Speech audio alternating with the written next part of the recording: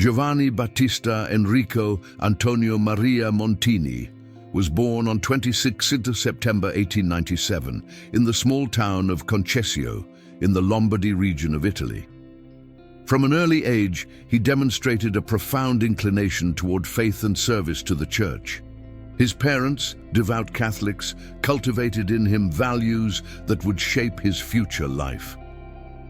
At the age of 19, Montini entered the seminary of Brescia, beginning his priestly formation amid the turbulence of the First World War. Despite the challenges, his determination to serve God remained unshakable. On 29 May 1920, he was ordained a priest, beginning a journey of dedication and service.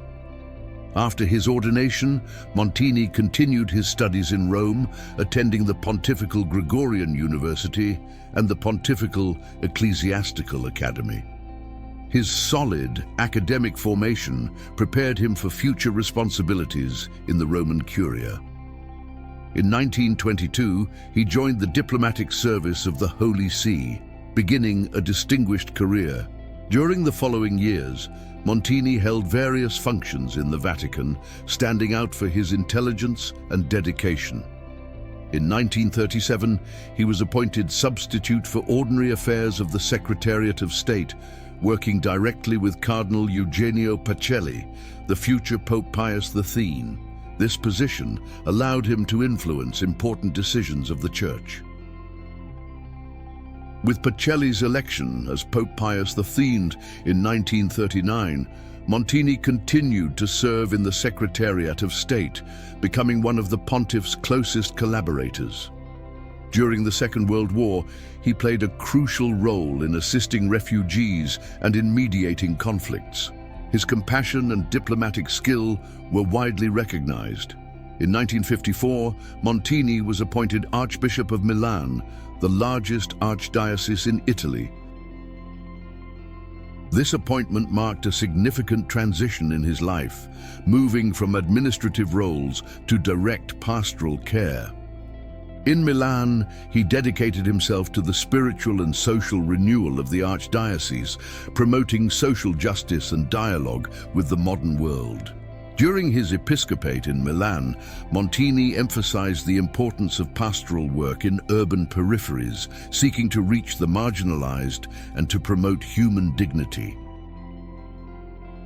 He initiated social assistance and education programs, reflecting his commitment to the social teachings of the Church. His pastoral leadership was widely admired. In 1958, Pope John XXIII elevated Montini to the College of Cardinals, recognizing his significant contribution to the Church. As a cardinal, Montini actively participated in the preparatory discussions of the Second Vatican Council, supporting the reforms proposed by John XXIII. His balanced and pastoral vision was essential in this period of transition.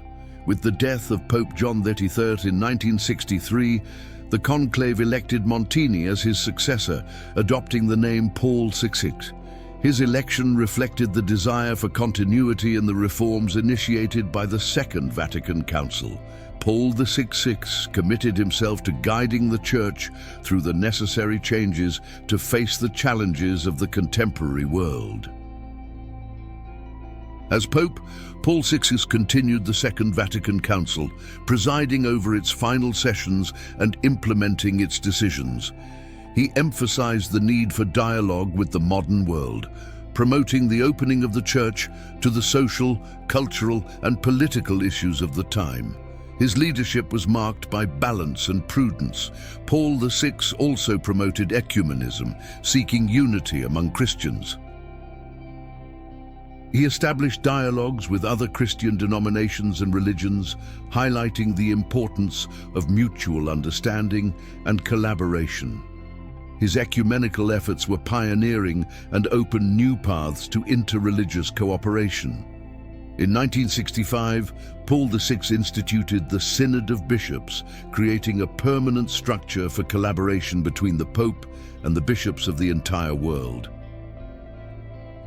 This initiative strengthened episcopal collegiality and allowed greater participation of the bishops in the Church's decisions.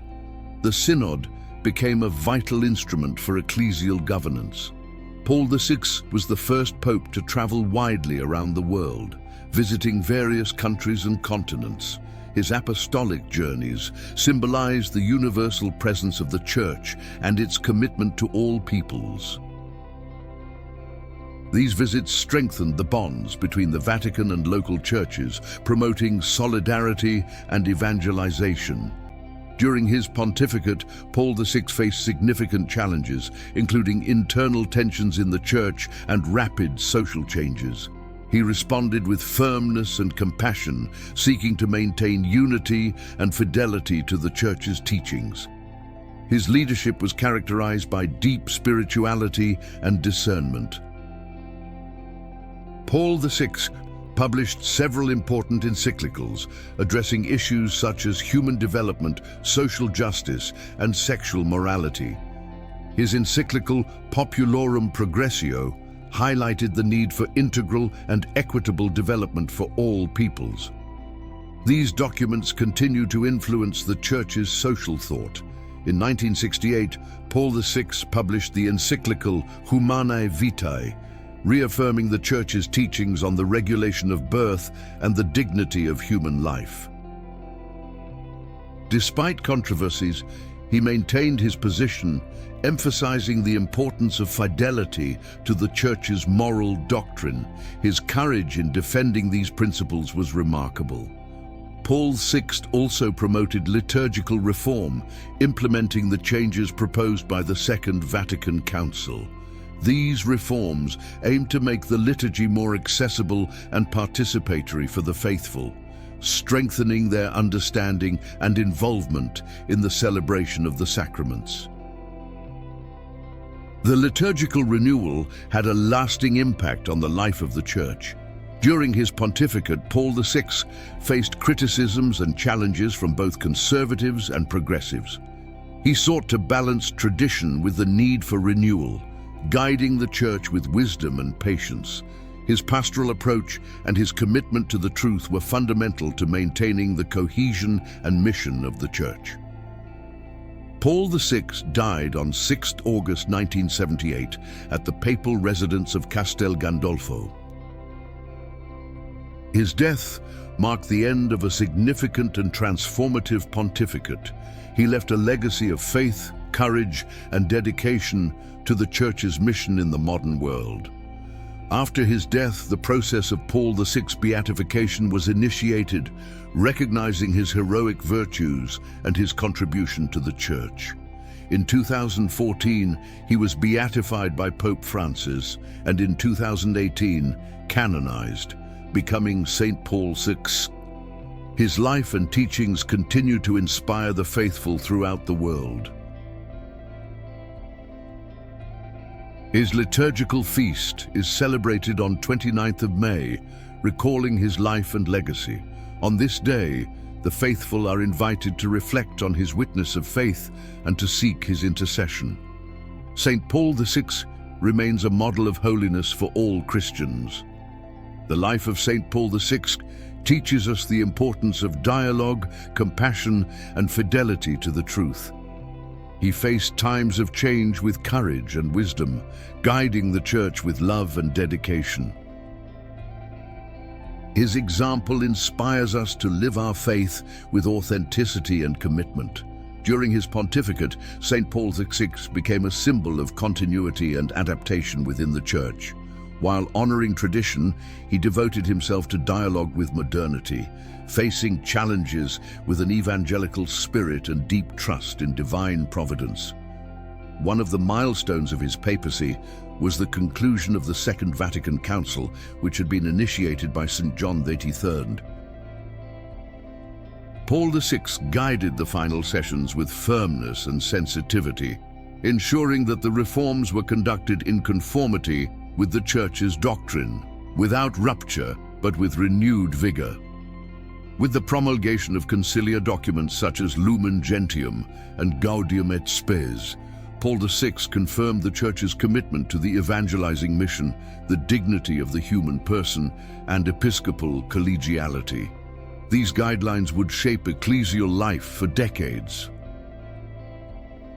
Another significant gesture was the renunciation of the papal tiara, a symbol of temporal power. In doing so, St. Paul VI expressed his desire for a humbler, more pastoral papacy, closer to the people of God and less identified with pomp and monarchical authority. In his first encyclical, Ecclesiam Suam, Paul VI dealt with the theme of dialogue as the path for the Church's mission. He proposed responsible openness to the modern world without losing fidelity to the gospel, valuing listening and witness more than proselytism. His journey to the Holy Land in 1964 was a historic milestone. It was the first time a pope had left Italy since 1809. Meeting with the Orthodox Patriarch Athenagoras I, Paul VI took concrete steps toward reconciliation with the Eastern churches, breaking centuries of estrangement. This gesture of fraternity had profound repercussions. The mutual excommunications of 1054 were symbolically removed in a spirit of reconciliation and dialogue. Thus, Paul VI established himself as a pontiff committed to healing the wounds of Christendom. The encyclical Populorum Progressio, published in 1967, was a landmark in the Church's social teaching. Paul VI argued that development cannot be reduced to economic growth, but must be integral, aimed at the promotion of all people and of the whole person. This encyclical resounded strongly in ecclesial and civil circles, being read as a prophetic cry in favor of the poor and oppressed. St. Paul VI thus became the voice of the voiceless, calling rich nations to responsible solidarity. The synods of bishops convened by him over the years addressed important themes such as evangelization, justice, liturgy, and catechesis. These meetings strengthened the sense of communion and co-responsibility between the Pope and the bishops of the entire world. In the liturgical reform, Paul VI implemented the celebration of the Mass in vernacular languages, promoting greater conscious and active participation of the faithful. He preserved the essence of the Eucharist, but adapted the rites to facilitate understanding of the mystery celebrated. The new form of the Roman Rite, promulgated in 1969, was the fruit of years of work and consultation. Despite resistance in some sectors, Paul VI insisted on fidelity to the conciliar inspiration and to the living liturgical tradition of the Church. His spirituality was centered on the Eucharist, on prayer, and on silent surrender to the mystery of the cross. Even in the face of criticisms and misunderstandings, St. Paul VI remained serene, trusting in the action of the Holy Spirit, who guides the Church through the centuries. The encyclical Sacerdotalis Caelibatus of 1967 reaffirmed the value of priestly celibacy in response to questions arising after the Council. For him, celibacy was a sign of radical surrender to Christ and of service to the kingdom. In his homilies and catecheses, Paul VI revealed a refined spiritual sensibility, expressing himself with theological depth and accessible language. He was a pastor who spoke to the heart without abandoning doctrinal rigor. In the field of bioethics and sexual morality, he showed courage by publishing in 1968 the encyclical Humanae Vitae. Affirming the immorality of artificial methods of contraception, he reaffirmed the dignity of conjugal love and openness to life. This encyclical caused controversy, especially in more secularized Western settings. However, Paul VI upheld his position based on natural law and revelation, not fearing unpopularity in fidelity to the truth. By defending life from conception, St. Paul VI anticipated concerns that would become even more urgent in the decades that followed. He offered the world a message of hope and responsibility regarding sexuality and the family. In his closing discourse of the Second Vatican Council, Paul VI expressed with emotion the Council's role as an act of love for humanity. He saw in ecclesial renewal a response to the deepest longings of the human heart. The Pope's apostolic journeys abroad continued to bear witness to the universality of the Church. He was the first Pope to visit 6 continents, bringing the message of the Gospel to the most diverse peoples and cultures. In 1970, Paul VI visited Asia and Oceania, including the Philippines, where an attempt on his life was thwarted at the Manila airport. Even after the scare, he continued the journey with great serenity and trust in God. His personal testimony of faith and courage in times of change inspired many Catholics to remain faithful to the Church. St. Paul VI did not seek to please the world, but to be a servant of the truth, even if that cost him suffering. He faced internal divisions, criticisms, and desertions, but remained firm. For him, the Pope was a servant of the servants of God, and his function was to confirm the brethren in faith, guiding them with charity and firmness. The spirituality of St. Paul VI was deeply Marian. He entrusted himself and the Church to the protection of the Virgin Mary, venerated by him under the title of Mother of the Church, a title officially proclaimed during the Second Vatican Council. His love for the Virgin Mary was tender and theological. He promoted Marian devotion without exaggeration, but deeply rooted in Christological and ecclesial faith. She was, for him, the perfect model of a disciple and of the Church. In the last years of his life, Paul VI experienced progressive isolation, as he himself admitted in intimate writings. His silent suffering was a form of communion with the crucified Christ, interceding for the Church and for humanity. In the final years of his pontificate, St. Paul VI continued to be a serene and firm presence amid the storms that shook the Church and the world. He was like a silent rock, supporting Peter's bark with prayer, sacrifice, and discernment. One of the most striking aspects of his personality was humility. Even as Pope, he never considered himself above others. He referred to himself as servant of the servants of God, an expression he adopted with deep sincerity.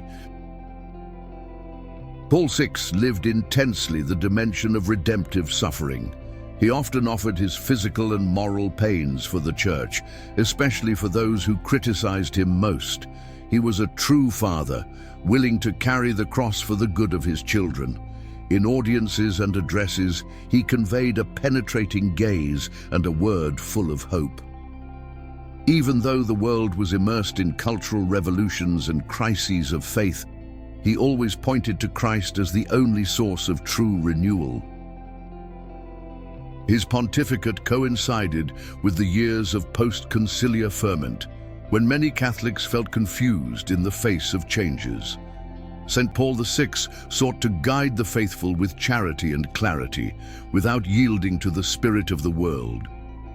The document, Credo of the People of God, of 1968, was a response to the crisis of faith that threatened many ecclesial sectors. Written with depth and beauty, it reaffirmed the central truths of the Catholic faith in a gesture of true doctrinal shepherding. Even in the face of open contestation by theologians and progressive sectors, Paul VI never retaliated. His style was one of firm and respectful dialogue. He was capable of listening with patience, but also of correcting with evangelical authority. The penitential dimension of his pontificate was little visible to the eyes of the world, but intensely lived in recollection. His life of prayer was marked by Eucharistic adoration, meditation on the Word, and the divine office, which he recited with devotion. St. Paul VI possessed a prophetic vision of the future of the Church. He warned of the dangers of secularism, moral confusion, and the loss of the sense of the sacred. His words resonate with impressive relevance today. Reflecting on the mission of the Pope, he said that it was a crushing weight that could only be borne by the grace of God. He saw himself as an instrument, not as the protagonist, and for this reason he entrusted himself entirely to Providence. Even with debilitated health, he continued to work diligently. He was known for his discipline. He read all reports, wrote notes by hand, and personally followed the affairs of the Universal Church. He did not delegate lightly. In the post-council crisis, many awaited a word of clarity, and Paul VI provided it in his 1975 exhortation, Evangelii Nuntiandi.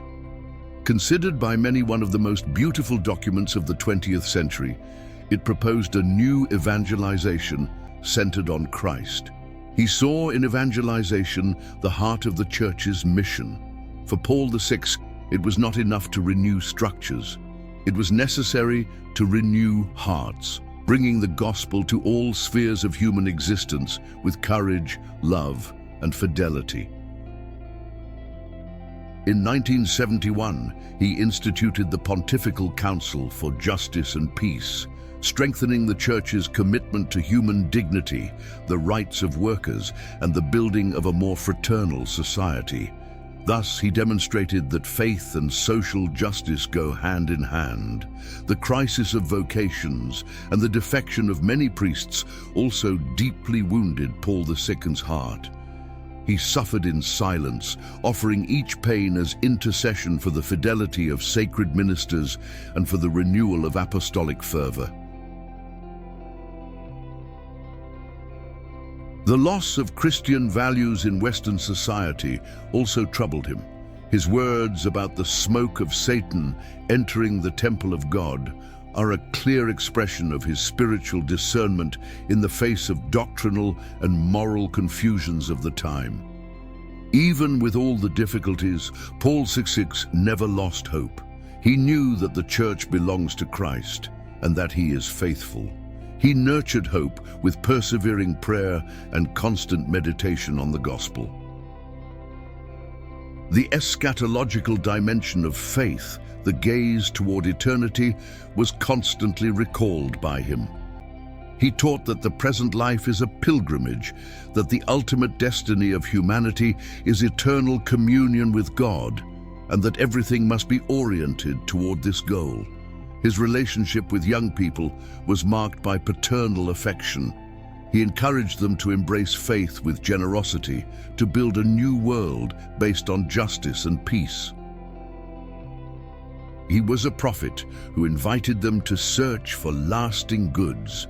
In the last months of his life, Pope Paul VI faced severe physical limitations but continued to fulfill his duties with dedication. He received visits, presided over celebrations, and wrote homilies with great effort and devotion. His last apostolic journey was to Iran, Pakistan, and the Philippines in 1970. There, he once again demonstrated his courage and missionary zeal, positioning himself as a bridge between diverse cultures, languages, and peoples, always bringing Christ's peace. Paul VI often spoke of the cross, not as a misfortune, but as a path to salvation. He taught that following Christ requires renunciation and total love, and that the Christian must embrace suffering with faith as participation in the Paschal mystery. Throughout his pontificate, he cultivated a solid spiritual friendship with theologians and saints of his time, such as Saint Teresa of Calcutta, whom he deeply admired, and Saint Josemaria Escrivá, whose charism he recognized. He also wrote poems and spiritual meditations in moments of recollection. His writings reveal a contemplative soul, thirsty for God, who found consolation in eternal truths, even amid the pains of the world. In his final days, Paul VI consciously prepared himself for death. As someone who had spoken so often of eternal life, he now prepared to enter it with serenity, ready to surrender his soul to the one he had served with love. On 6th August 1978, the feast of the Transfiguration of the Lord, St. Paul VI surrendered his soul to God at 80 years of age in the residence of Castel Gandolfo. His death was serene, enveloped in prayer, as his entire life had been, a discreet and faithful offering. The world reacted with respect to the news of his passing. Even those who did not share the Catholic faith recognized in Paul VI a figure of integrity, courage, and spirituality. His death ended a 15-year pontificate marked by challenges and hopes. During the days of mourning, thousands of faithful flocked to the Vatican to pay their respects. In the silence of St. Peter's Basilica, one could see the emotion of a grateful church, still grasping the depth of the mission of the one they now called the Suffering Father. Paul VI was buried in the Vatican grottos, near the tomb of St. Peter. His tomb is simple as he wished, reflecting his life of humility. On his headstone rest the words, Paulus Ixpont Max, discreet, yet full of heavenly glory. For some time, his figure remained surrounded by controversies and misunderstandings. However, over the years, the Church began to rediscover the spiritual, pastoral, and prophetic greatness of his pontificate. Time revealed the value of his heroic fidelity. In 1993, Pope St. John Paul II remembered Paul VI with affection and reverence, considering him a master and example. He recognized in him the courage to guide the Church in turbulent times, always keeping his eyes fixed on Christ. In 2012, under the pontificate of Benedict XVI, the process of Paul VI's beatification was officially initiated. His holy life, unwavering faith, and love for the Church were recognized as signs of true sanctity. The miracle recognized for his beatification was the inexplicable healing of a fetus at grave risk of death, thanks to Paul VI's intercession. It was significant that nascent life, which he so greatly defended, was the sign of his heavenly action. On 19 October 2014, Pope Francis proclaimed Paul VI blessed during the Synod on the Family. In his homily, he highlighted his love for life, the family, and his courage to transmit the faith with authenticity. The Church applauded the one who had suffered in silence. The canonization process advanced with another miracle recognized in 2017, the inexplicable healing of a child in the womb. Once again, life was the field in which Paul VI continued to intercede powerfully before God. On 14th October 2018, in St. Peter's Square, Paul VI was canonized by Pope Francis. The entire Church rejoiced to see elevated to the altars the one who had been a faithful servant, a defender of life, and a shepherd after Christ's heart. The canonization of St. Paul VI was celebrated alongside other saints, including St. Oscar Romero. It was the recognition that holiness manifests itself in many forms, and Paul VI had shown it with discretion, firmness, and tireless love. His liturgical feast was fixed on 29th of May, the date of his priestly ordination. Thus, the Church celebrates his memory, linking it to his consecration to the service of the altar and of the Word, the origin and summit of every priestly vocation. St. Paul VI continues to speak to our time. His teaching on evangelization, human development, sexuality, and the Church's mission remains current and necessary. He was a man ahead of his time, guided by the Spirit. In his life, we see the beauty of white martyrdom, not the shedding of blood, but daily surrender, hidden suffering, silent fidelity. He was consumed for the Church, like a candle that burns itself out to illuminate others. He was the one who said courageously that the modern world listens more willingly to witnesses than to teachers, and if it listens to teachers, it is because they are also witnesses. With his life, he confirmed these words, being both teacher and witness. The theology of integral development that he proposed continues to influence the Church's social doctrine, being taken up by his successors. The message that there can be no peace without justice echoes in many pastoral and diplomatic actions of the Holy See. The centrality of the Eucharist in his spirituality and magisterium is a lasting legacy. For him, everything in the Church had to converge toward the altar, where Christ offers himself and where humanity is sanctified and redeemed. Paul VI also teaches us the importance of listening. He listened to the Spirit, listened to the Church, listened to the signs of the times, yet filtered everything through fidelity to the gospel. He was a man of dialogue, but never a relativist. His firmness in difficult moments, such as the publication of Humanae Vitae, became an example of pastoral fidelity. Even without the support of many theologians and laypeople, he remained faithful to the revealed truth as a good servant of the Lord.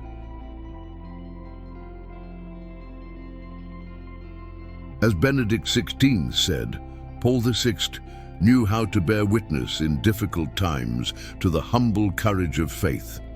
This humble courage is what makes him an example for all times. He did not yield to pressures nor exalt himself in power. His gaze to the future was rooted in Christian hope. He believed that even amid ruins, God was building something new. He saw with the eyes of faith and therefore never allowed himself to be overcome by discouragement. The figure of St. Paul VI challenges today's pastors to unite fidelity and creativity, tradition and renewal, doctrine and charity. He showed that it is possible to be modern without betraying the gospel, to dialogue without confusing the truth. His life and mission continue to inspire bishops, priests, religious and lay faithful. His wisdom, his prayer, and his love for the Church are inexhaustible sources for all who wish to follow Christ with sincerity and courage. May St. Paul VI intercede for us so that we may be faithful to our vocation, passionate for Christ, builders of peace and heralds of the gospel. May his life continue to be a light on our paths, a testimony of holiness for our days.